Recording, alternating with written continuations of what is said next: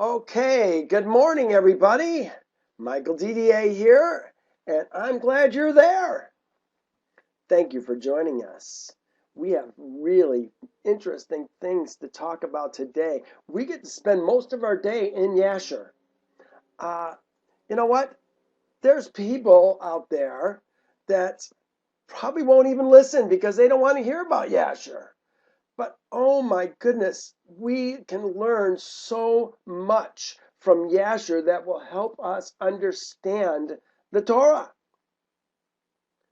I think, well, we're going to see it at the beginning of this lesson. Let me just do a quick review, and we're going to see how Yasher really helps us begin to clean up and understand the Torah so much better. Let's begin with where we started last week. Actually, it's a little bit later than this, but we were talking about the the timeline from Shem to Eber, and we're born to Shem, the father of Eber's seed, the brother of Japheth the elder. That was kind of the introduction to this short timeline that takes us from Shem to Eber. And here's what we had the question of last week. I put a lot more time thinking about this, especially after I discovered something in Yasher that I hadn't seen before. So here's what it says in Torah. To Eber were born two sons, Benim, sons, not seed, sons. The name of one was Peleg, for in his day the earth was divided. You know what? For those of us who have this understanding that Eber's dead when Peleg is born, or Shem's dead, or Noah's dead, we might make a case for this being Eber like I did last week. But I had to think differently because it doesn't make sense. It says, for in his days the earth was divided. Who's his? Is it important? In his days the earth was divided. Well, we don't understand that Noah's alive, Shem's alive, Eber's alive, Peleg's alive, Yoktan is alive. We're going to find out even Abraham is alive. So why does it have this thing for in his days the earth was divided? I think we're going to find today in Yasher, remember I said Yasher gives us answer to many quandaries that we have in Torah. We're going to find, I think, that Peleg died at the dividing of the earth. Probably he was working on the Tower of Babel, and he died in that confusion. Oh my goodness, it's the only thing that makes sense. Everybody was there when the earth was divided. Well, again, these are things you got to know the rest of the story, don't you?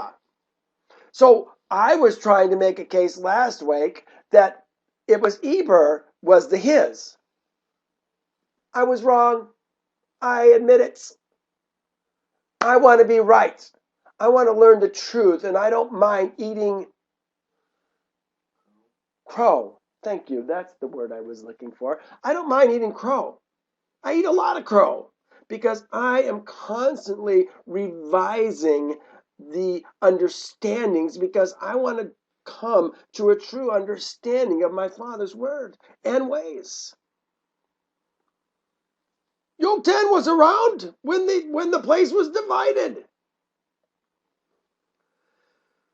Well, let's continue.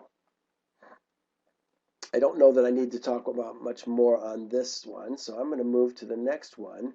I want to talk about this. I tried to find this last week, and for some reason I just had it in a weird place. We were talking about, then they said to one another, "Come, let us make bricks and bake them thoroughly."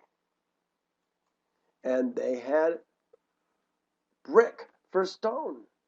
They had asphalt for mortar, and they said, "Come, let us build ourselves a city." Who's ourselves? And a tower whose top is in the heavens. Let us make a name for ourselves. Who is the us who wants to make a name for ourselves, lest we be scattered abroad over the face of the earth? Well, here's the verse that I tried to find for you from Yasher. It says, "And all the princes of Nimrod and his great men took counsel together." Who are the princes of Nimrod? Look at this. It's the sons of Ham. Put, Mitzrayim, Cush, Canaan, with their families. And they said to each other, how come they don't mention Ham here? Seems like they should mention Ham here. Where's Ham? He's got to still be alive.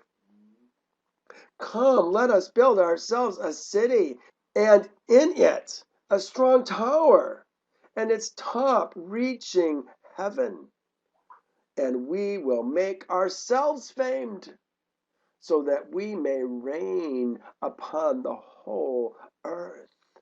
Here's the sons of Ham.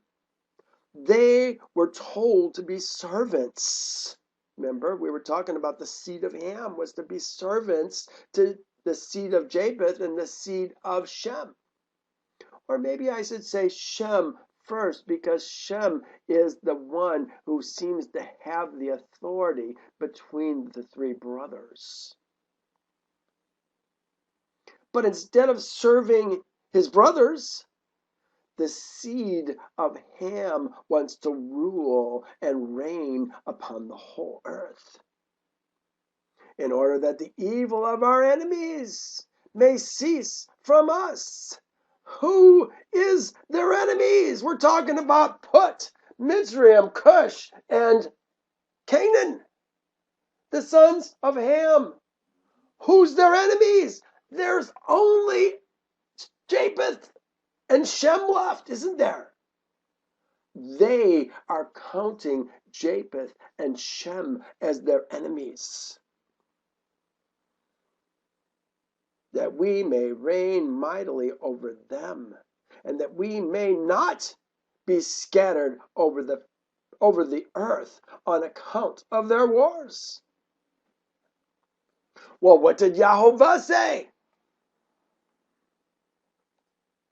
He said, so Elohim blessed Noah and his sons and said to them. Who's he talking to? Noah and his sons, not the ladies. He's talking to the sons. Be fruitful and multiply and fill the earth. Remember, it never says be multiply and then fruitful. It always says be fruitful and then multiply. We be fruitful how? By doing what we were created to do, by following Yahovah's statutes, judgments, and ordinances. And then multiplying and filling the earth with righteous men. That's what Yahovah desires. That's what he desired from Noah. Remember, the sons of Ha'adam's seed before the flood was wicked. And he chose Noah to raise up seed from his seed, men from his men. Seed, seed, seed. That's what it's about. But here we are. I'd like to know how many years it is after the flood. I'd guess Abram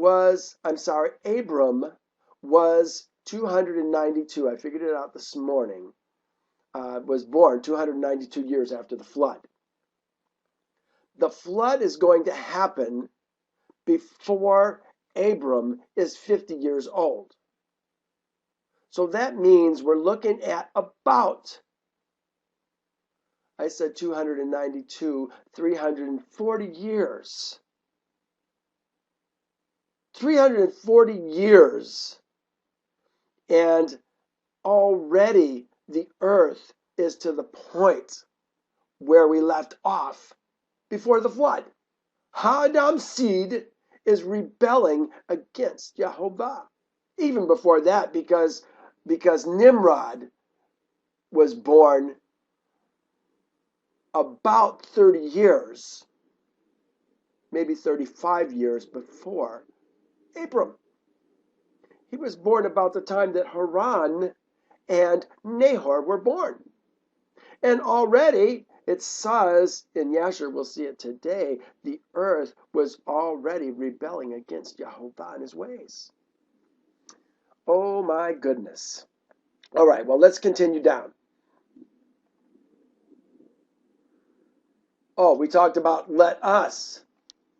Remember last week I thought maybe this was the royal we? Who's us? Well, you know what?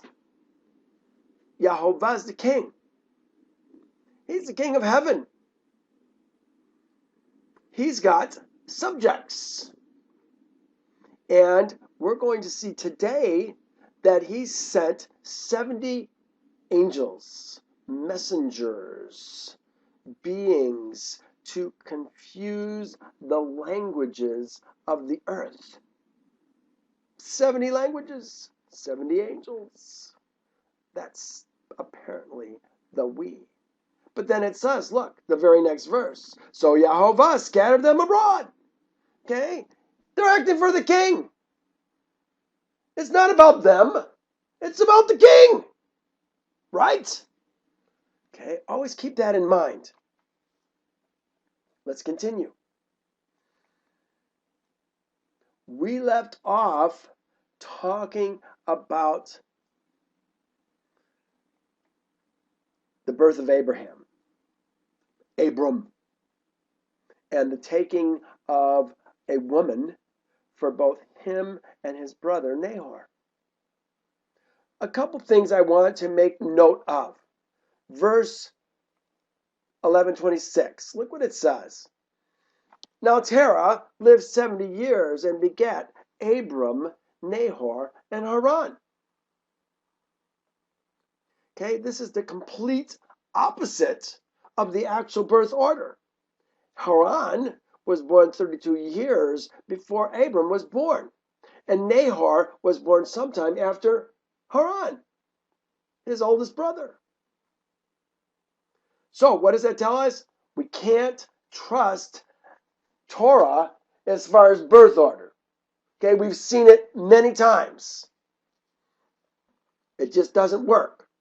Just because it's listing somebody first, remember, it always Shem, Ham, and Japheth. 3 sons were born to Noah, Shem, Ham, and Japheth. Well, we know that Shem was the middle child. Japheth was the eldest. Completely out of order. So don't trust Torah as far as the names, thinking that you're going to get firstborn, secondborn, thirdborn. Doesn't work like that.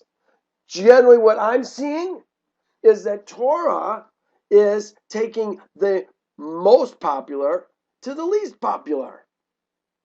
Abram, Nahor, Haran. Why is Haran the least popular?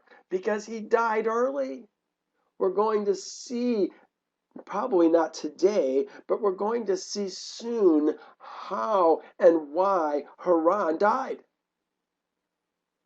Haran begat Lot, the very next verse. Well, did Haran beget any other Tav? Or just the one son? See, there's things that we have to learn. We are going to find out today that Haran begat Lot and Milcah and Sarai. 3 Tav, 1 Ben. Tav means children. So again, Don't assume that just because it begat Lot that he didn't begat anybody else. Can't do that. Well, then we drop down. It said Haran died before his father Terah. Oh, bummer. Having your son die before you? Drag. Well, that's going to happen a lot in Torah when you get to live. I mean, we don't even know it. But Noah lived for 350 years after the flood. I said Abram was born 292 years after the flood. That means that Abram overlapped Noah by 58 years. 58 years. He got to know Noah. He lived in Noah's house with Shem, with Eber. Righteous men that were teaching him Yehovah's ways. He died. What happens in Torah when a relative dies and he's got widows and orphans? We take care of the widows and orphans and see that those orphans who really are fatherless, it's not about orphans. You are an orphan if your father dies. You might still be with your mom, but you're an orphan.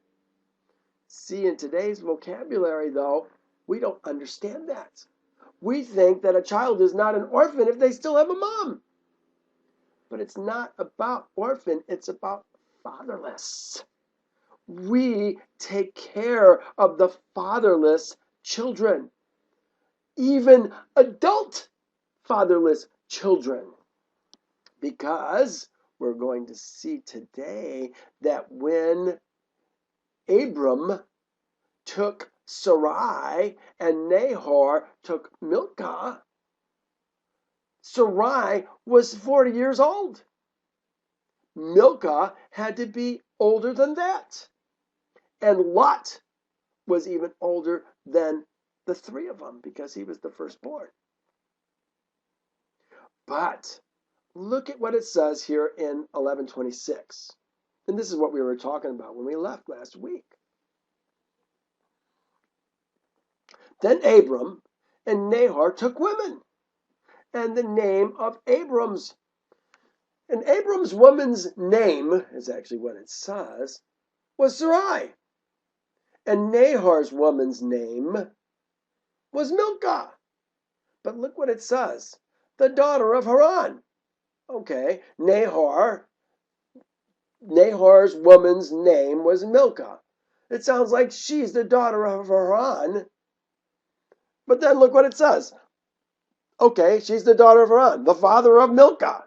Duh. Okay, we're talking a little bit redundant when you say. And then look what it says. The father of Iscah. Who's Iscah? Okay, Iscah must be a woman. Because if there's a man involved, it seems to me that Haran would have begat Lot and Iscah up above, wouldn't you think? All right, well now, look at what Yasher says. Really helps us to understand these things. I want to just read just this little part right here. This is Yasher 9. It says, Haran was 42 years old when he begat Sarai, which was in the 10th month, 10th year of the life of Abraham. So this tells us a couple different things. Haran is 42 years when he begat Sarai. Okay, so that means that if Abraham takes Sarai, well, I guess I gotta finish reading. Haran was 42 years old when he begat Sarai, which was in the 10th year of the life of Abraham. So what's happening? When Sarai is born, Abraham is 10 years old. We're going to find that Abram is going to take Sarai when he is about 50. So we know now that she's going to be about 40. We also know from this that if she's 42, Abram was 10, that means that Haran is 32 years old when Abram was born. So you got to kind of use these figures to build an understanding in our minds, because these things we're going to see are important. We're going to see that when Haran is born, it's about the same time that Nimrod is born. So if we know Haran is 32 when Abram is born, we know that Nimrod is about 30 some years older than Abram. All these things help us to get greater understanding, but it takes some reasoning to work it all out. All right. Now it says, but Sarai was barren. She had no child. Well, where does that come from? Okay, from the time that he took her as his wife at 40, he was 50, to the time that they leave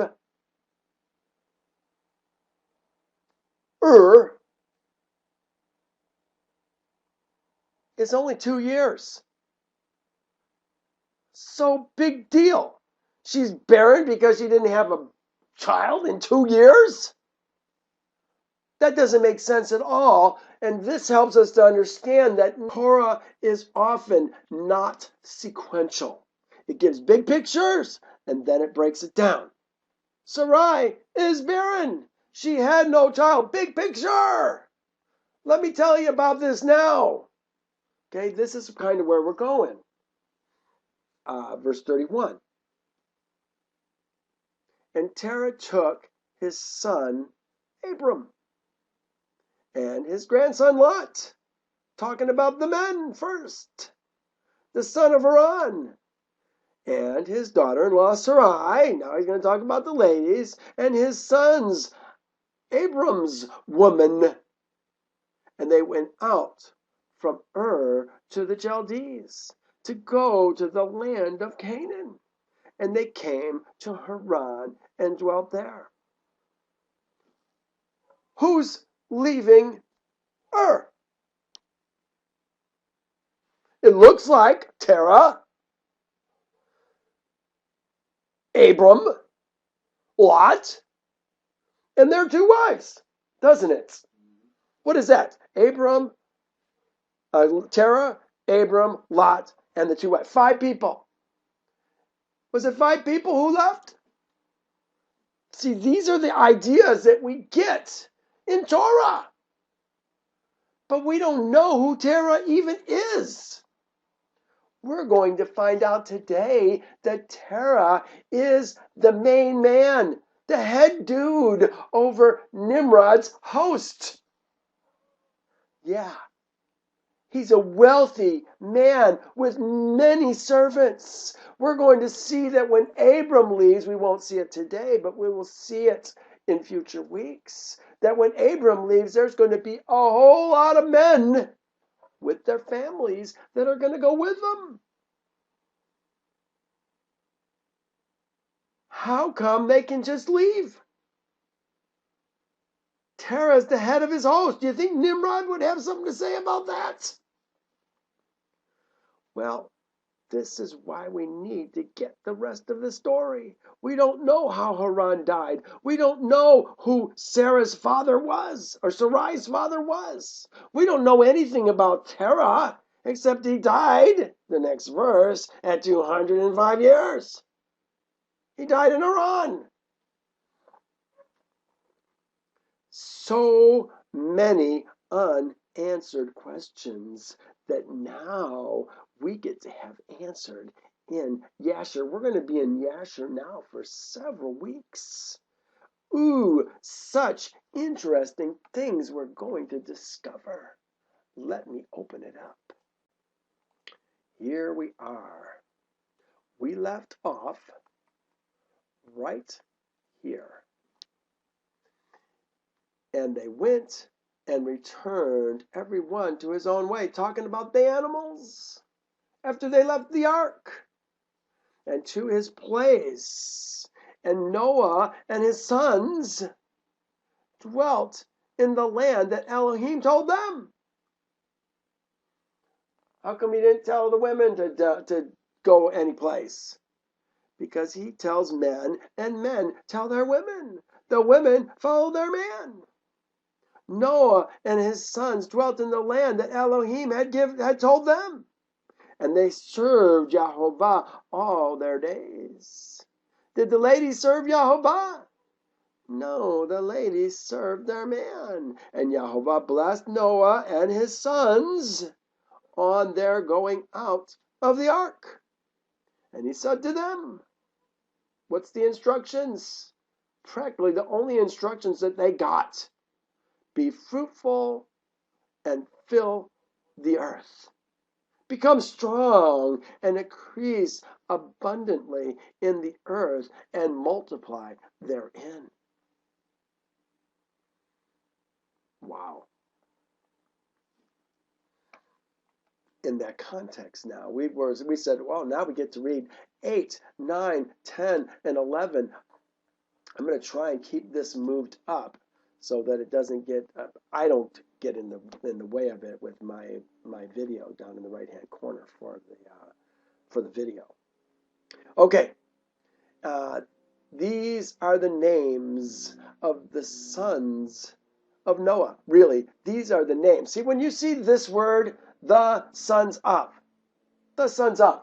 nowhere is there a definite article. So we can always know that when it says the sons of something, it really says Noah's seed. These are the names of Noah's seed. Japheth, Ham, and Shem. Still don't have a correct birth order, do we? Japheth, Shem, Ham. Ham's the youngest. Japheth is the eldest. And sons were born to them after the flood. This is exactly what we read in Genesis 10:1. For they had taken women before the flood. Don't name the women, do they? Remember, there is no word for wife in Torah. These are Japheth's seed. 7 sons. I'm not going to go through them all. Then he takes, well, actually, I will name those sons. Gomer, Magog, Madai, Yavan, Tuval, Mashak, and Taras. 7 sons. Then he goes through who their sons are. Remember, it's about seed from your seed. I want this righteous man who walks with me to produce seed from his seed. But we got some bad seed when we got Ham, didn't we? So here we're talking about the sons of Japheth. And so we take Gomer's sons, and he's got 3. Magog has 2. Madai has 4. Javan has 4. Tubal has 3. Mashak has 3. Taras has 4. It says these are the sons of Japheth. No, these are Japheth's seed. There we go. Sons of. That's the clue. These are Japheth's seed. Japheth's seed. According to their families, and their numbers in those days were about 460 men. So in this genealogy, as opposed to the genealogy that we had in, must have been 9 perhaps, when we were talking about this, we are actually being told how many men represent the house of Japheth. Remember, we're not talking about women. There's lots of women. We're talking about the men, the seed. The seed. That's what's important. And these are the seed of Ham. Cush, Mitzrayim,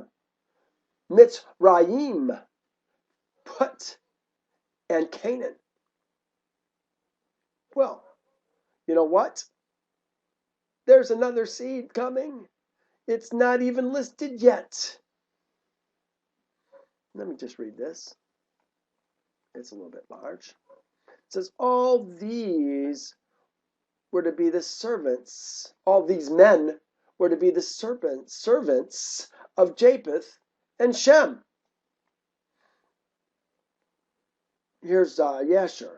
For Moses remembered how Abram had made his servant Eliezer swear, saying unto him, Thou shalt not take a woman from the daughters of Canaan for my son Isaac. And what Isaac did when Jacob had fled from his brother, when he commanded him, saying, Thou shalt not take a woman from the daughters of Canaan, nor make an alliance with Ham's seed. For Yahovah our Elohim gave Ham, the son of Noah's seed, and his sons, and all his seed as slaves to Shem's. This is not Torah. So this is saying Shem's sons and Japheth's sons, and unto their seed after them. That's literally what it's saying. Japheth's sons, Shem's sons. Unto their seed after them. They were supposed to serve Japheth and Shem. See, this gives us even more information too, because remember, we said in Torah, why is he taking or cursing Canaan for something that Ham did? See, Yasher gives us the complete story. It wasn't about Canaan, it was about all of Ham's seed. But because we don't understand that, it gets muddled in our minds. We begin to think, well, God's not fair. Yehovah's not fair. Well, yeah, Yehovah is fair, but you got to get the right understandings, don't you? Yehovah is taking the perverted seed and putting them under the righteous seed. But the perverted seed, because Ham was so perverted, remember, he stole the garments. He gave them to Cush, and Cush hid them from his brothers and his sons, and he gave them to his servant, his youngest son, the son of his old age, Nimrod. We don't even know about Nimrod yet, but we're getting there. All right, so let me close that. Now we're going to talk about this other note, which basically says, that's the whole note. All right. Cush is still going to have one more son, Nimrod. They only list the 4 here, don't they? And Cush, the son of Ham, Ham's son, the son of Noah's son, took a wife in those days, in his old age, and she bare a son, and called his name Nimrod, saying, at that time, Adam's seed again began to rebel and transgress against Elohim.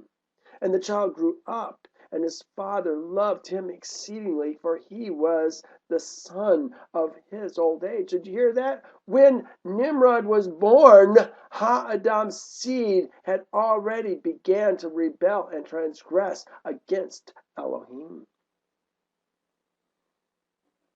Why?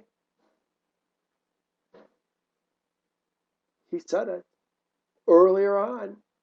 He said, for wickedness is in the heart of men. Their thoughts are all day wicked.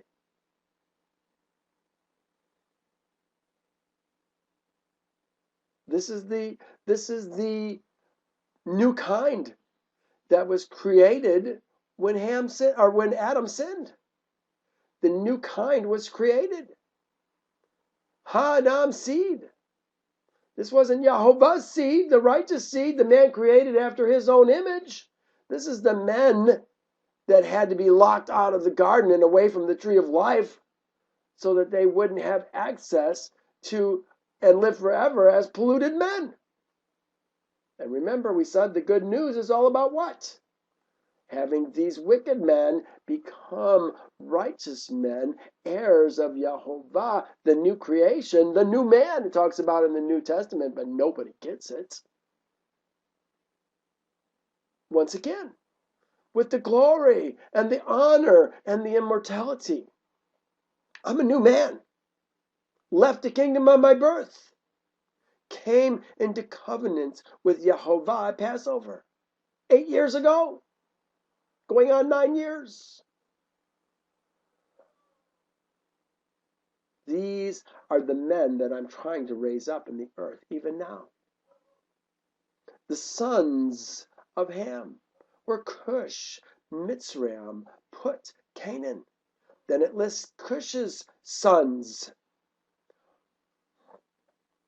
And it actually breaks them down. Because Ra'amah, here it says, Shem had, or Cush had, 5 sons. Then it talks about Ra'amah. Why does it even talk about Ra'amah having Shabah or Shavah and Dedan? I don't know. Something that we got to think about. Why is this man being singled out from the other men? I got a hunch that it has to do with the 70 nations of chapter 10. That'd be my guess. And that the other men, boys, men, whatever they are, seed, hadn't had sons yet. Only Ra'amah did. Then Mitzrayim, he had sons. 5. Put had sons. 4. Notice, Japheth was having more like 3 and 4 sons. These guys are having 4 and 5 sons. But look at Canaan. The sons of Canaan were 1, 2, 3, 4, 5, 6, 7, 8, 9, 10 sons. Remember, we were talking, 460 men representing Japheth's family. Now, look what it says in this next verse. These are Ham's seed according to their families, and their number in those days were 730 men. That's 300, or near 300 more men than Japheth had, isn't it? Now it's going to talk about Shem. Ooh, this is really interesting to see who these men are. Ashur, Elam, Arphaxad, Lud, Aram. 5 sons. And the sons of Elam were 3. The sons of Asher, 2. Arphaxad, 3. I remember them saying, maybe we'll see it later on, it seemed like Arphaxad was born 2 years after the flood. That's what it was. I was thinking he was second born. No, he was born 2 years after the flood. I still don't know how that works out. How can you be born 2 years after the flood? I guess it depends on whether it's late in the second year versus early in the second year. Must be. That would be a difference, because you could get another whole generation in a year, couldn't you? Maybe that's the difference. The sons of Asher, 1, 2. Arphaxad, 3. Lud, 2. Aram, the last one, he had 4. Again, we're talking 3 and 4 instead of 4, 5, 10 that Shem's men were having. Maybe it's something about being fruitful first and then multiplying. Maybe Ham's just multiplying and not being fruitful at all. These are Shem's seed, according to their families, and their number in those days was 300 men. The smallest of the house, and yet this is the righteous portion of the 3 sons. The one who got the rod. The one probably who should have had the clothing that Nimrod ended up with. That was handed down from Adam and his woman.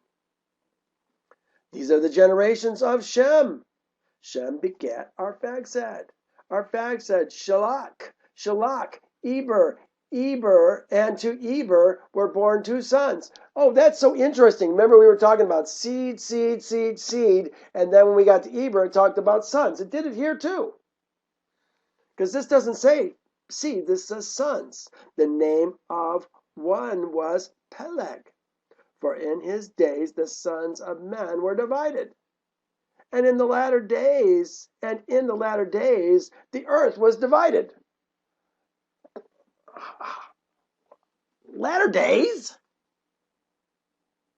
What's going on here? For in his days, Adam's seed were divided. And in the latter days, the earth was divided. Latter days? What are we talking about, latter days? There's no latter days. The last latter days we had was what? The flood.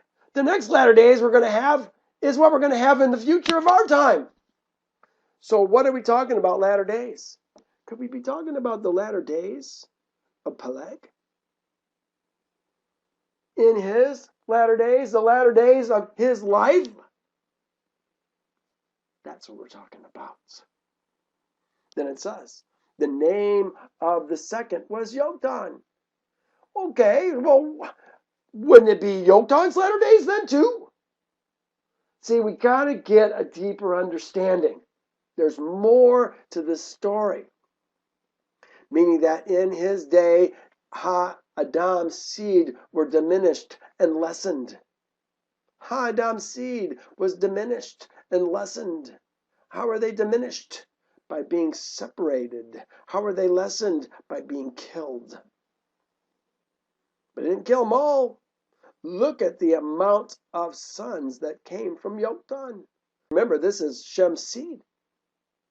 1, 2, 3, 4, 5, 6, 7, 8, 9, 10, 11, 12, 13 sons. Seed came from Yoktan. It says in Torah, Peleg lived 30 years and begat Ra'u. In Chronicles, it says, I guess I gotta keep that up there. In Chronicles, it says, Shem, Arphaxad, Shalah, Eber, Peleg, Ra'u, Sarag, Nahor, Terah, Abram. Who is Abram? And Abraham's seed were Isaac and Ishmael. Well, he had other seed, didn't he? Maybe that one says sons. Abram's sons were Isaac and Ishmael. I think it did, actually, now that I think about it. It doesn't say seed, it says sons, but it doesn't say the sons. It says Abraham's seed was Isaac and Ishmael. Because remember, he had other seed. I forget what they called him. We'll talk about it in Genesis 25. Because there was a bunch of seed that came from the concubine that he took. All right. Let's pick up then. We were talking about Yen. And Peleg begat, his brother begat Ra'u. Ra'u begat Sarag. Sarag begat Nahor. Nahor Terah. Terah was 30 years old when he begat Haran and Nahor. Oh, now we're getting some accurate information, aren't we? Was 38 years old when he begat Haran and Nahor. That's his age when he begat those men. So now 38, plus we know Haran is 32 years older than Abram. So if we add 38 to the 32, we get the year, the age that Terah was when Abram was born, 70 years. Works out perfectly. I like seeing how things fit together. It makes sure that we have correct understandings. And Cush, the son of Ham, the son of Noah, took a wife in those days, in his old age. He's taking another woman. And she bare a son, and they called his name Nimrod. Rebellious. Here, let me open this one. Now the Yasher genealogy of Shem through Abram gets interrupted. Oh my goodness, yes. These are my words, of course. Now the Yasher genealogy, Shem through Abraham, gets interrupted by the birth of Nimrod. We were going all the way down. We got to Haran. Now all of a sudden, Nimrod's born. What happened to Abram? We didn't get to him, did we? He's the son of his father's old age as well. But what does this tell us? It tells us a couple things. It tells us that Nimrod and Haran and Nahor are contemporaries, probably very similar in age. I put, why did the author wait until now to introduce Nimrod? See, these are all things that we have to ask ourselves, isn't it? Here we are going through the descendants of Shem. Here. Well, I guess we were doing it up here. We started at the top of this thing with Shem, going through these men, and then we went to Yoktan, and now we continued through Yoktan, but then we went back to Peleg, and then all of a sudden, boom, boom, boom, boom, boom, we just dropped right on through, didn't we? I put, it appears that he is born, Nimrod, is born the same time that Haran and Nahor. And that means that Terah is 38 years older than Nimrod. Remember, Terah is going to be a prince. No, maybe not a prince, but he's going to be a very, very important man in Nimrod's kingdom. But he's older than Nimrod. What do we say? 38 years older than Nimrod. Well, his princes, Nimrod's princes, are Cush, Mitzrayim, Put, and Canaan, his uncles. Where does Ham fit into it? Let's watch for that. I don't remember seeing anything about that. I'm going to pick up reading this again in 23.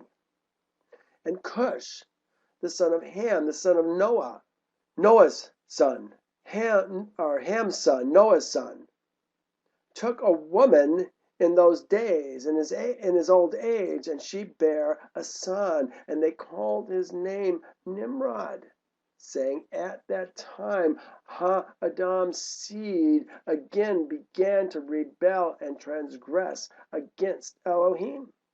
And the child grew up, and his father loved him exceedingly, for he was the son of his old age. And the garments of skin which Elohim made for Adam, and his woman, when they went out of the garden, were given to Cush. This is the big picture. How did they get the garments? We got to ask ourselves. Did Adam know Cush? No. So that doesn't make any sense until we understand it in the context. This is the big picture. This is what happens so often in Torah. Big picture, and then breaks it down, doesn't he? Let me tell you how it happened, he says. For after the death of Adam and his woman, the garments were given to Enoch, the son of Yared. And when Enoch was taken up to heaven, he gave them to Methuselah, his son. And at the death of Methuselah, Noah took them and brought them to the ark. and they were with him until he went out of the ark. And in their going out, Ham stole those garments from his father, Noah. Hear that? We have a thief in the house. He knows the importance of these garments, and he wants to be the great one. Remember, it was Shem and Japheth that sat at the feet of Methuselah and Noah. Doesn't even talk about Ham in Yasher until they come out of the ark. Wow. And when Ham begat his firstborn Cush, he gave him the garments in secret. And they were with Cush many days. Cush also concealed them from his sons and brothers. Here's one verse that has them all. Here's the first of the sons, Cush. No, those are the brothers. Cush, Mitzrayim, Put, and Canaan. And the sons of Cush were, this is brothers, this is the sons. Cush's sons were Seba, Havilah, Savda, Ra'amah, and Septikah. And when Cush had begotten Nimrod, he gave him those garments through his love for him. And Nimrod grew up, and when he was 20 years old, he put on those garments. And look what happened. And Nimrod became great when he put on the garments. This is the rest of the story. In Torah, all it says is he became great. He became the mighty one of the earth. The mighty one of the earth. That's what it says. But we found out that they left out a word last week, didn't they? What was the word they left out? Let's find out. Mighty hunter, mighty one of the earth.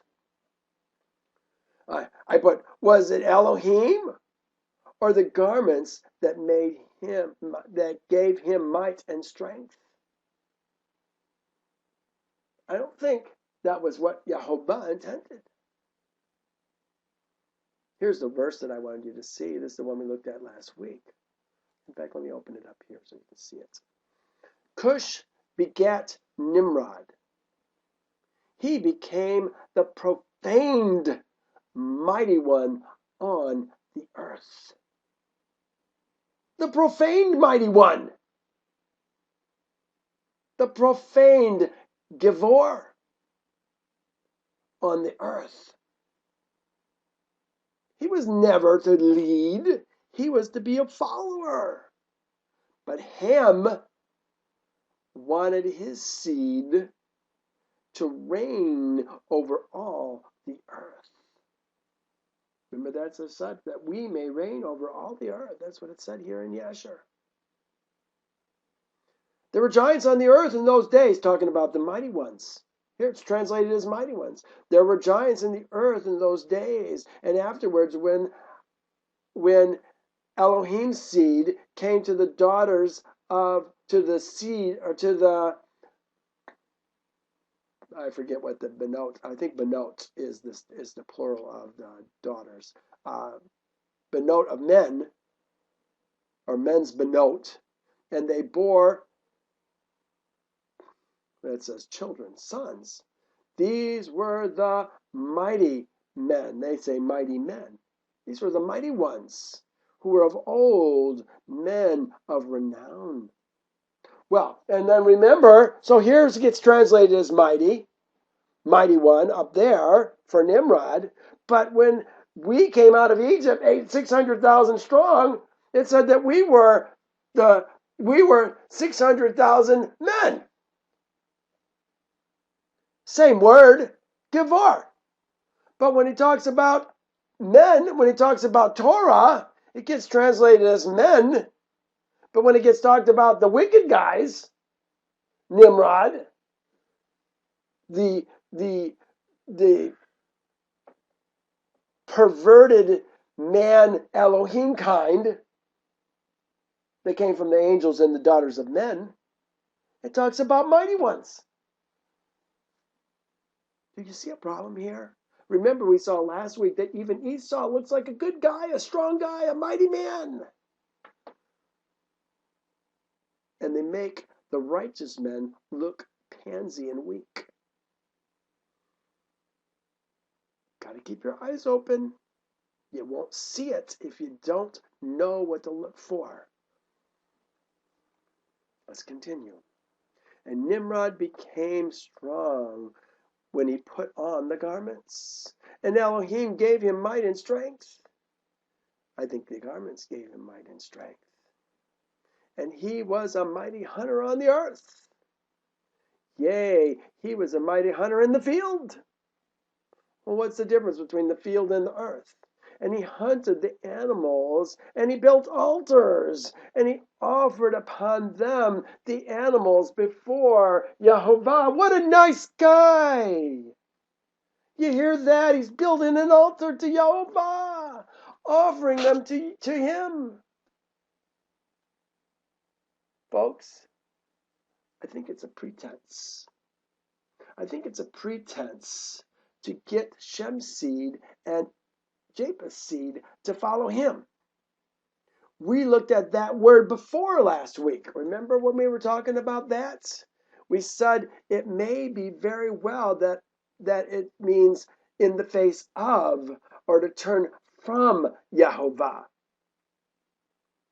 Because we saw what that word paneh was all about. But regardless, I think it's a farce, a sham, to get Shem and Japheth to follow him. Look at, I'm so righteous, I'm making an altar to Yehovah. Well, can anybody make an altar to Yehovah? Of course they can. But is Yehovah going to receive that as a sweet aroma to his nostrils? I guarantee you that if Nimrod made an altar to Yehovah, it was not a sweet aroma to him, because Nimrod was all about rebellion to Yehovah.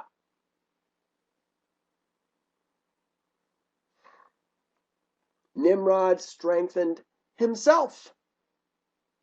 It's about him. And he rose up from amongst his brethren, and he fought the battles of his brethren against all the enemies round about. Who are the enemies? The only enemies there could be is Japheth's seed and Shem's seed. That's all. All his other brethren are Ham's seed. And Yehovah delivered all the enemies of his brethren. What were we talking about? Brethren are Ham's seed. Okay, this is what I was talking about. Into his hands. And Elohim prospered him from time to time in battles. And he reigned upon the earth. Is this what Yehovah intended? The answer is no. Therefore it became current in those days when a man was ushered forth, that he had trained up in battle, he would say to them, like Elohim did to Nimrod.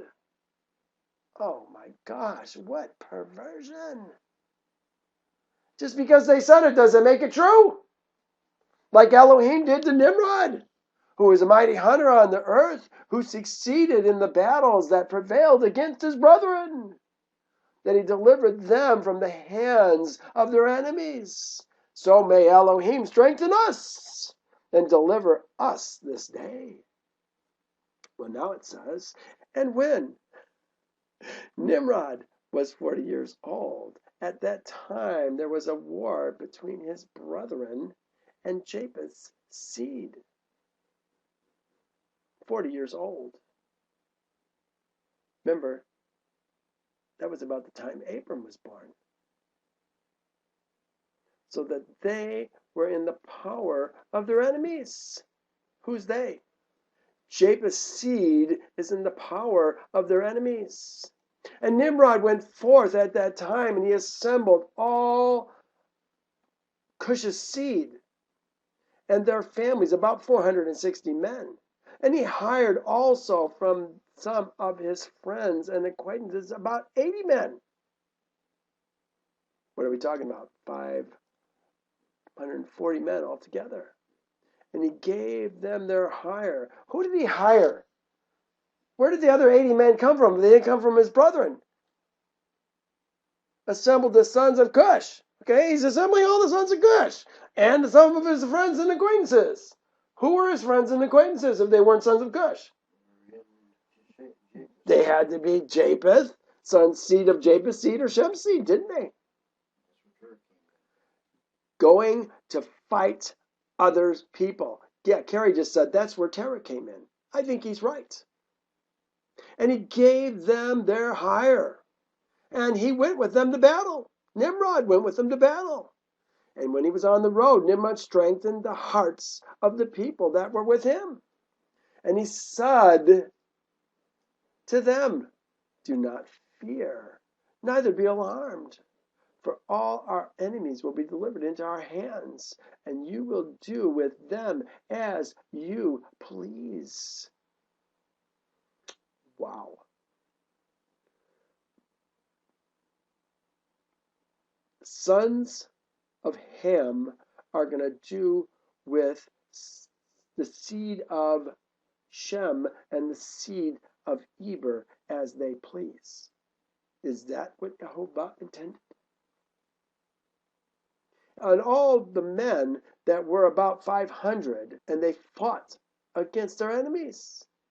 And they destroyed them and subdued them, and Nimrod placed standing officers over them in respective places.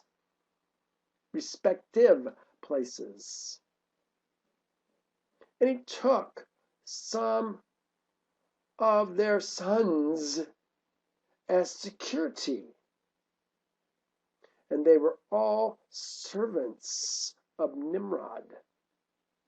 And to his brethren, servants, that we're talking about Aved probably. Remember, they're servants to Nimrod. They're supposed to be, Nimrod's supposed to be their servants.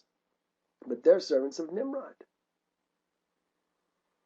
This is what happens when you get the garments. You have a perverted heart. They were all servants of Nimrod and to his brethren. And Nimrod and all the people that were with him turned homeward. And when Nimrod had joyfully returned from battle, after having conquered his enemies, all his brethren, together with those who knew him before, assembled to make him king over them. And they placed a regal crown on his head. Here he is, the conquering commander. They're so delighted with Nimrod, they're going to make him king. Is that how we're supposed to choose kings? Who did Jehovah place in control over the earth? What did he say? The Elohim, and Jehovah was the Elohim of Shem. Japheth would dwell in his tent, Shem's tent. And they said Canaan would be both of their servants. Well, we know it was supposed to be Ham's seed that was supposed to be their servants. Nimrod is made king. Noah was supposed to be the head person on the earth, the righteous man, the spiritual man. But his authority has been subverted by a rebellious brother, a man of the flesh, just like all the men of the earth are today.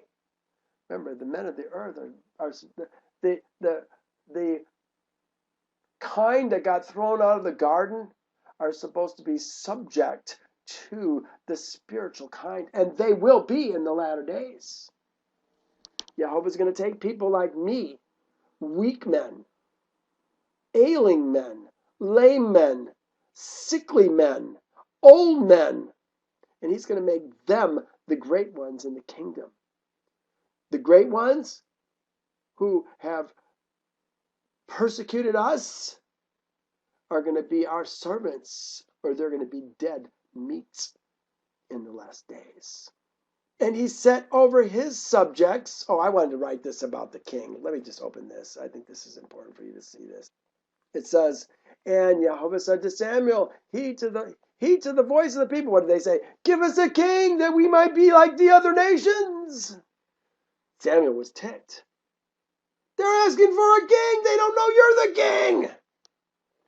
Heed to the voice of the people and all that they say to you, for they have not rejected you, but they have rejected me, that I should not reign over them. This is exactly what's going on right now. Jehovah appointed Noah and then Shem to be the head over the world. But who's the head over the world? Nimrod, for shame. And he set over his subjects and people, princes, judges, rulers, as is the custom among kings. The custom among kings. Here's the custom among kings. Jehovah said it at the same time that he was talking to Samuel when he said, give us a king. He said, this is Jehovah speaking. This is Samuel speaking to Israel, perverted Israel, harlot Israel, wanting a king. This will be the behavior of the king who reigns over you. He will take your sons and appoint them for his own chariots, to be his horsemen, and some will run before his chariots. He will appoint captains over his thousands and captains over his 50s. Will set some to plow his ground, reap his harvest, and some to make his weapons of war and equipment for his chariots. He will take your daughters to be perfumers, cooks, bakers. There was no women fighting. And he will take the best of your fields, your vineyards, and your olive groves, and give them to his servants. He will take 1/10 of your grain. Oh, we should be so lucky, huh? They're taking what, 40%, 30% now in income tax? He will take 1/10 of your grain and your vintage, and give it to his officers and servants. He will take your male servants and your female servants, your finest young men and your donkeys, and put them to his work. He will take 1/10 of your sheep, and you will be his servants. This is what's happening right now with Nimrod. He's appointing Elohim, princes, judges, rulers. Those are Elohim. The Elohim, the new Elohim of the earth, is appointing other Elohim, lawmakers and judges, to rule over those people. And look what it says. And he took Terah. Nimrod's supposed to be Terah's servant. He's taking Terah, the son of Nahor, the prince of his host. And he dignified him and elevated him above all his princes. Nimrod is essentially second in command on the earth. Yeah, maybe that's pushing it, because we still have the other brothers who are princes. But he's certainly very well respected on the earth in a flesh sense. And whilst he was reigning according to his heart's desire, after having conquered all his enemies around, I think this is what Ham always wanted. Yeah, this is what Ham always wanted. He wanted to rule over his family. Conquered all his enemies around. He advised with his counselors to build a city for his palace, and they did so. And they found a large valley opposite to the east, and they built him a large and extensive city. And Nimrod called the name of the city he built Shinar. Well, we're always talking about the plain of Shinar. For Yehovah had vehemently shaken his enemies and destroyed them.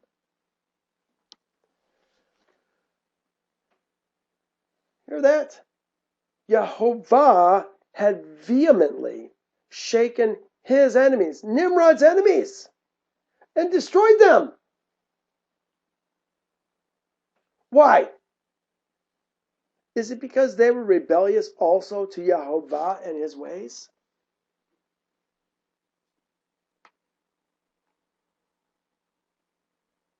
I put Nimrod's enemies, the men of Shem and Japheth, who were to be serving Yehovah, but probably were not.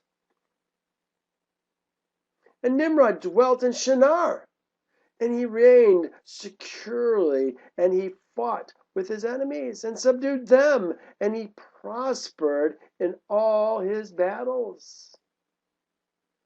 And his kingdom became very great. What happened to Yehovah's kingdom? Now all of a sudden it's about Nimrod's kingdom becoming great. I put Nimrod is a lot like the Assyrian in Isaiah 10. Yehovah strengthened him as a rod in his hand. Are you familiar with that chapter, Isaiah 10:8? Let's go there. I want you to see maybe there's some likenesses, similarities between Nimrod and this man. What did I say, Isaiah 10? Here it is. I want to go down here. It's talking about the Assyrian. Woe to the Assyrian, the rod of my anger. This is the one who's great. They're going to be the great one. By the way, Assyria comes from Yasher. Yasher. Remember, Yasher was the son of Shem. Woe to Assyria, the rod of my anger, and the staff in whose hand is my indignation. I will send him, probably shalak him, against an ungodly nation. Aren't we just talking about vehemently oppressing the enemies of Nimrod? An ungodly nation. And against the people of my wrath, I will give him charge to seize the spoil, to take the prey, and to tread them down like mire in the streets. This is going to happen again, you guys. Yet he does not mean so, nor does his heart think so. He doesn't think that's the Yehovah doing it. He thinks he's doing it. For it is in his heart to destroy and to cut off not a few nations. For he says, are not my princes altogether kings? Who's got princes? Nimrod's got princes, doesn't he? Is not Calno like Carchemish? Is not Harmash like Arpad? Is not Samaria like Damascus? In other words, all cities that were great that are being wiped out. As my hand has found the kingdoms of the idols whose carved images excelled those of Jerusalem and Samaria, as I have done to Samaria and her idols, so shall I do also to Jerusalem and her idols. Therefore, It shall come to pass when Jehovah has performed all his work on Mount Zion and in Jerusalem that he will say, I will punish the fruit of the arrogant heart of the king of Assyria. Do you see the similarities here? And the glory of his haughty looks. For he says, by the strength of my hand I have done it. And by my wisdom for I am prudent. Also I have removed the boundaries of the people. I have robbed their treasuries. I have put down the inhabitants like a valiant man. I'm the Gabor one on the earth. Wonder if this guy's got the garments in the last days. My hand has found like a nest the riches of the people. And as one gathers eggs that are left, I have gathered all the earth. And there is no one who moved his wing nor opened his mouth with even a peep. He's staying on the bird motif. But now look what it says. Shall the axe boast itself against him who chops with it? Or shall the saw exalt itself against him who saws with it? As if a rod could wield itself against those who lift it up. Or as if a staff could lift up, as if it were not wood. You're nothing, Assyrian. You're a tool in the hand of Jehovah. Therefore, the master of hosts will send leanness against his fat ones. This is what's going to happen in the last days. And under his glory, he will kindle a burning like the burning of a fire. All right, well, I think you get the idea that what we're talking about here. His kingdom became very great. And all the nations and tongues heard of his fame, and they gathered themselves to him, and they bowed down to the earth. And they brought him offerings and became their master and king. Who are you supposed to bring your offerings to? Jehovah. But they're bringing their offerings to Nimrod. And they all dwelt with him in the city of Shinar. And Nimrod reigned in the earth over all Noah's seed. And they were all under his power and counsel. Boy, do we get a better picture of who this Nimrod is in Yasher versus Torah? Night and day, I think. Torah makes him look like a good guy. And all the earth was one tongue and words of union. But Nimrod did not go in the way of Jehovah. He was more wicked than all the men that were before him from the days of the flood until those days. Approaching 340 years about now. And he made Elohim of wood and stone, broke the second commandment. And he bowed down to them and rebelled against Jehovah. Taught his subjects. So not only is he doing wickedly, he's teaching them to be wicked. Taught all his subjects and the people of the earth his wicked ways. Look what it says now. And Mardon, his son, was more wicked than his father. I wonder if this Mardon is Tammuz. Remember, they can have different names. And everyone that heard the acts of Mardon, the son of Nimrod, would say concerning him, from wickedness goes forth wickedness. Oh, isn't this enlightening? Here they took this man, they made him king over them. Now, all of a sudden, they're saying from wickedness goes forth wickedness. They're talking about from Nimrod goes forth Mardon. from wickedness goes forth wickedness. In the last days, there may be a man coming, the Assyrian, who is received well, probably received as you would receive Jesus in your Christian days. He's going to be received very well, well liked. Everybody's going to get behind him. But in the end, they're going to realize they were deceived. They're going to realize that this man was wicked. And everything that comes forth from him is wickedness. But it's going to be too late, because they've already committed themselves to following this man. Therefore it became a proverb in the earth, saying, from wickedness goes forth wickedness. Well, this is the second time they've said this very same phrase. I put, are the people of the earth starting to see what Nimrod is like? Yeah, I think they are. And it was current in the words of men from that time to this.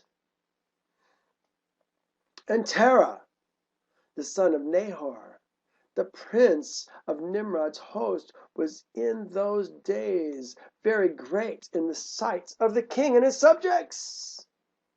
And the king and the princes loved him and elevated him very high.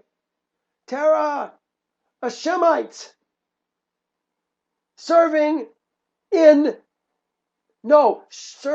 the head of Nimrod's host.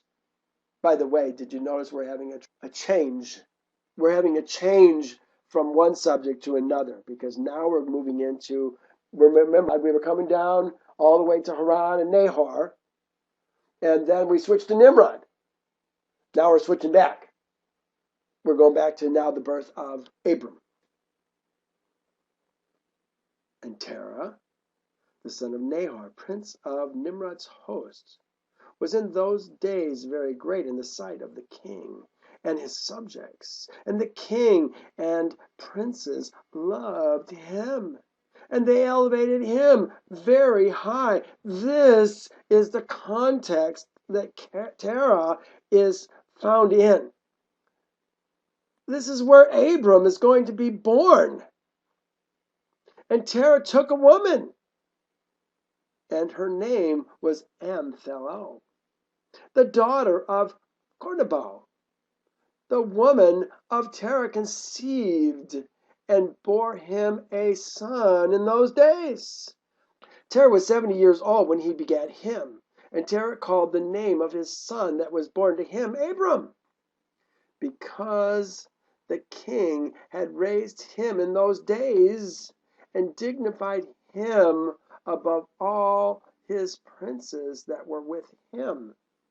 Abram was named after what Nimrod did for his father. Here's what Abram means: high father.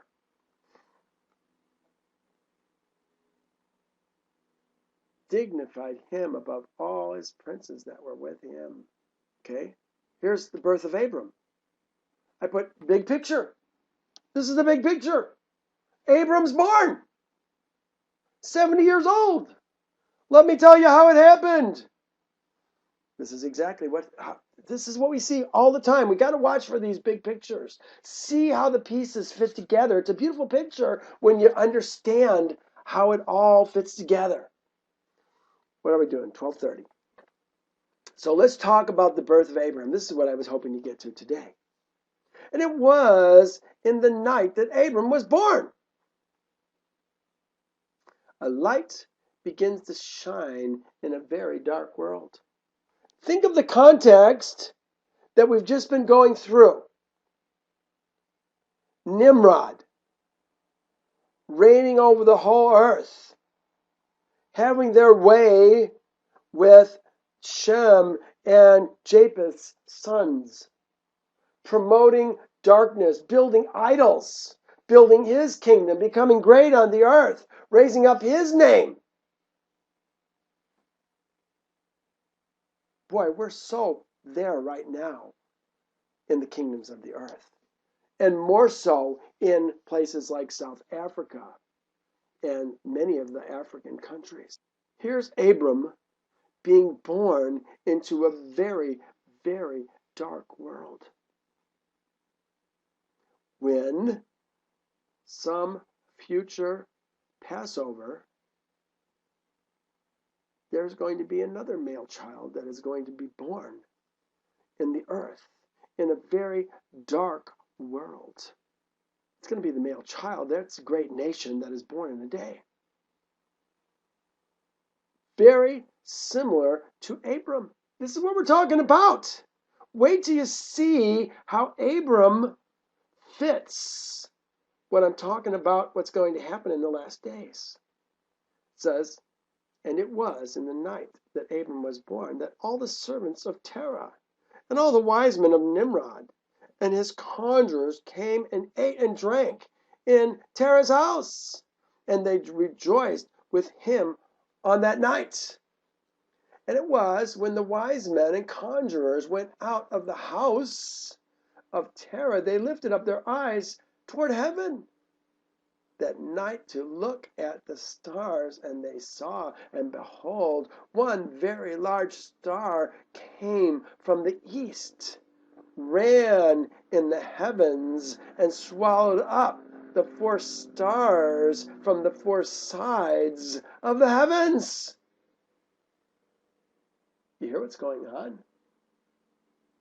Who are the stars? And all the wise men of the king and his counselors were astonished at the sight. And the sages understood this matter, and they knew its import. And they said to each other, this only betokens the child,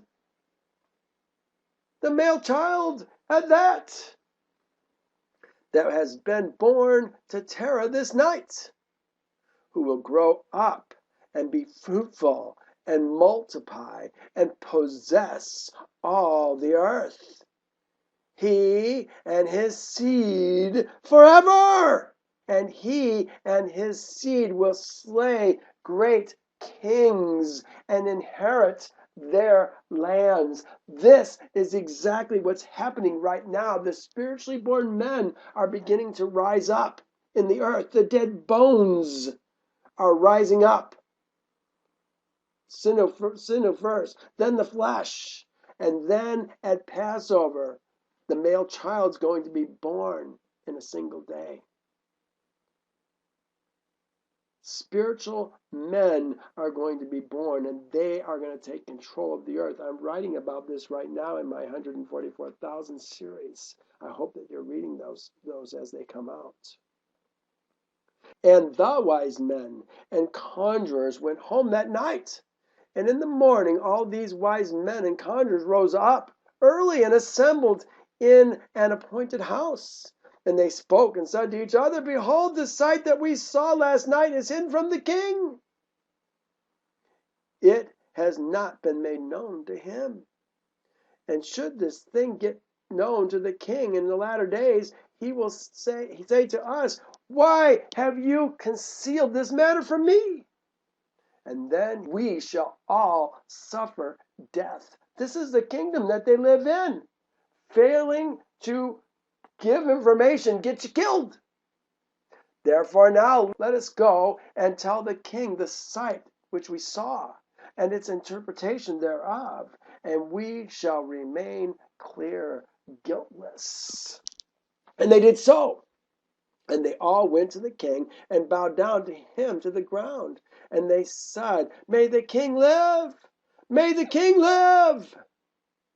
We heard that a son was born to Terah, the son of Nahor, the prince of the host. And we yesternight came to his house. And we ate and drank and rejoiced with him that night. And when thy servants went out of the house of Terah to go to our respective homes, to abide there for the night, we lifted up our eyes to the heavens, and we saw a great star coming from the east.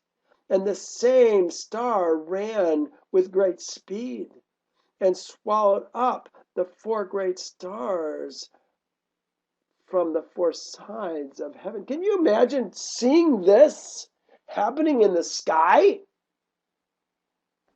Talk about a sign in the heavens. And thy servants were astonished at the sight. You know what? When you see something, there's something you don't see every day, Maudie. You better take it to heart. They know something's up. And thy servants were astonished at the sight which we saw, and were greatly terrified. And we made our judgment upon the sight, and knew by our wisdom and proper interpretation thereof that this thing applies to the child that was born to Terah. Oh my goodness! This is the birth of Abram, who will grow up and multiply greatly and become powerful and kill all the kings of the earth, and will inherit their lands, he and his seed forever. Did Abram ever inherit all the lands of the earth? No. There's a bigger picture here, and it's about Abraham's seed, the spiritually born men. This is the good news of the kingdom. The new kind, the wicked kind that was created when Adam sinned, can become the great ones once again. They, even though they're lowly, even though they're poor, even though they're feeble, even though they're old, they can become the great ones. Not only here, but also in the future, in the millennial kingdom. They will be the ruler of the gates in all of their set-apart locations. Like lords, castles. We had castles. And the people, our servants, were all around us. This is what it's going to be like. They're the great ones in the millennial kingdom. And now, our Lord and King, behold, we have truly acquainted thee with what we have seen concerning this child.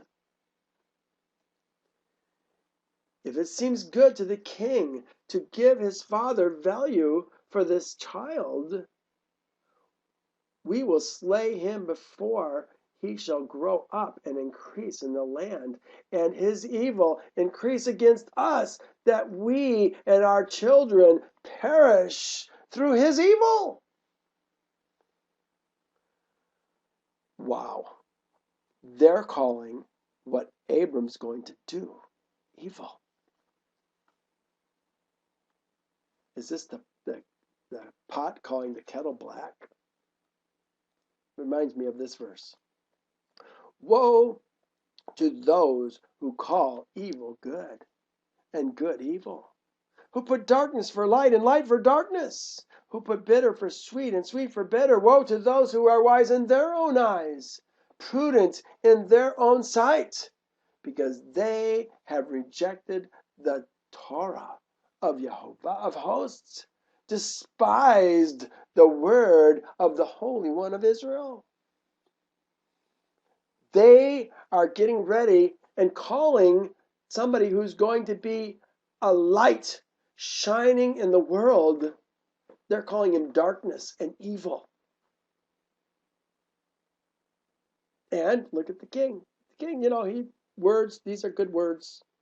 If you're wicked, you want to hear words like this. And the king heard their words, and they seem good. They seem good. Are they good? No, they seem good in his sight. And he sent and called for Terah. And Terah came before the king. The captain of his hosts comes before the king, the one who just had the son born to him. And the king said to Terah, I have been told that a son was yesternight born to thee, and after this manner was observed in the heavens at his birth. And now therefore give me the child, that we may slay him before the evil springs up against us. And I will give thee for his value thy house full of silver and gold. A house full of silver and gold. Big money. And Terah answered the king and said to him, My lord, my master, and king, I have heard thy words, and thy servant shall do as the king desires. Terah's really a smart guy. But my master and king, I will tell thee what happened to me yesternight, that I may see what advice the king will give his servant. And then I will answer the king upon what he has just spoken. And the king said, Speak. Talk about thinking on your feet. And Terah said to the king, Ayan, son of Morad, came to me yesternight, saying, Give unto me the great and beautiful horse that the king gave thee, and I will give thee silver and gold and straw and provender, seed, for its value. And I said, Wait till I see the king concerning thy words. And behold, whatever the king says, that will I do. And now, my master and king, behold, I have made this thing known to thee. And the advice which my king will give unto his servant, that I will follow.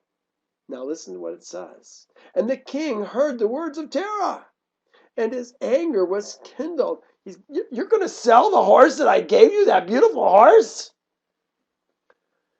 His anger was kindled, and he considered him in light of a fool. And the king answered Terah, and he said to him, Art thou so silly, ignorant, or deficient in understanding to do this thing, to give thy beautiful horse for silver and gold, or even straw and provender? Art thou so short of silver and gold? Ooh, this tells us a lot about Terah right now, doesn't it? Is he short of silver and gold? No, he's a wealthy man, well respected in Nimrod's kingdom. He's a rich man, lots of servants. We'll see it. Art thou so short of silver and gold that thou should do this thing, because thou cannot obtain straw and provender to feed thy horse? And what is silver and gold to thee? You got lots. Or straw and provender, that thou should give away that fine horse which I gave thee, like which there is none to be had on the whole earth. Oh, does he not realize what he's saying? And the king left off speaking. And Terah answered the king, saying, Like unto this has the king spoken to his servants. I beseech thee, my master and king, what is this which thou didst say unto me, saying, Give thy son, that we may slay him, and I will give thee silver and gold for his value? What shall I do with silver and gold after the death of my son? Who shall inherit me? Surely then, at my death, the silver and gold will return to my king who gave it. Duh! And when the king heard the words of Terah and the parable which he had brought concerning the king, it grieved him greatly. Yeah. And he was vexed at this thing, and his anger burned against him. Now he's got to appease the king. Terah knows he's got the king mad at him now. Showed his hypocrisy. And Terah saw that the anger of the king was kindled against him, and he answered the king, saying, All that I have is in the king's power. Whatever the king desired to do to his servant, that let him do. Yea, even my son, he is in the king's power. Whatever value, without value in exchange, he and his two brothers that are older than he. What's he saying? Everything I own is in your control. I don't need money. And the king said to Terah, No, but I will purchase thy younger son for a price. And Terah answered the king, saying, I beseech thee, my master and king, to let thy servant speak a word before thee, and let the king hear the word of his servant. And Terah said, Let my king give me 3 days time till I consider this matter within myself. and consult with my family concerning the words of the king. And he pressed the king greatly to agree to this. And the king hearkened to Terah, and he did so, and he gave him 3 days' time. And Terah went out of the king's presence, and he came home to his family and spoke to them all the words of the king. And the people were greatly afraid. He bought some time, didn't he? Bought some time for himself to kind of figure out what can he do. And it was on the 3rd day that the king sent to Terah, saying, Send me thy son for a price, as I spoke to thee. And shouldst thou not do this, I will send and slay all thou hast in thy house, so that thou shalt not even have a dog remaining. He's going to kill everybody in his house if he doesn't get the child. And Terah hastened, as the thing was urgent to the king. And he took a child from one of his servants. Terah has other servants, concubines as well, which his handmaid had borne to him that day. And Terah brought the child to the king and received value for him. He gave another son, a son of a concubine, to be killed in place of Abram. This is a prophecy. Long ago, when I was just coming into Hebrew roots, somebody came up to me in a church I was attending at the time, Messianic congregation, and said that Yehovah had told them to give me this verse, 1 through 6, really probably 1 through 7, but 1 through 6 months ago. And she hesitated, but she just couldn't get any peace. And finally she talked to me. This is the verse she gave me, and it reminded me of what is going on here with Abraham and the death of this servant boy to present Abram's life. See what you think. But now thus says Yehovah, who created you, O Jacob, and he who formed you, O Israel, created the man in the flesh, formed the man in the spirit, Israel. Fear not, for I have redeemed you. I have called you by your name. You are mine. When you pass through the waters, remember the waters are always the strength of the world, the powerfulness of the world. I will be with you. And through the rivers, they shall not overflow you. When you walk through the fire, Abraham's going to walk through fire, shall not be burned, nor shall the flame scorch you. For I am Yehovah, your Elohim, the Holy One of Israel, your Savior. I gave Egypt for your ransom, Ethiopia and Seba in your place. Since you were precious in my sight, you have received honor, and I have loved you. Therefore I gave men for you, and people for your life. Fear not, for I am with you. I will bring your descendants, your seed, from the east, gather you from the west. I will say to the north, give them up, and to the south, do not keep them back. Bring my sons from afar and my daughters from the ends of the earth. Oh my goodness, this is such an amazing piece of Yehovah's word. And I think so appropriate for what's going on here with Abram, who's going to be the spiritual man and the light of the world. And Yehovah was with Terah in the matter, that Nimrod might not cause Abram's death. And the king took the child from Terah, and with all his might dashed his head to the ground, for he thought it had been Abram.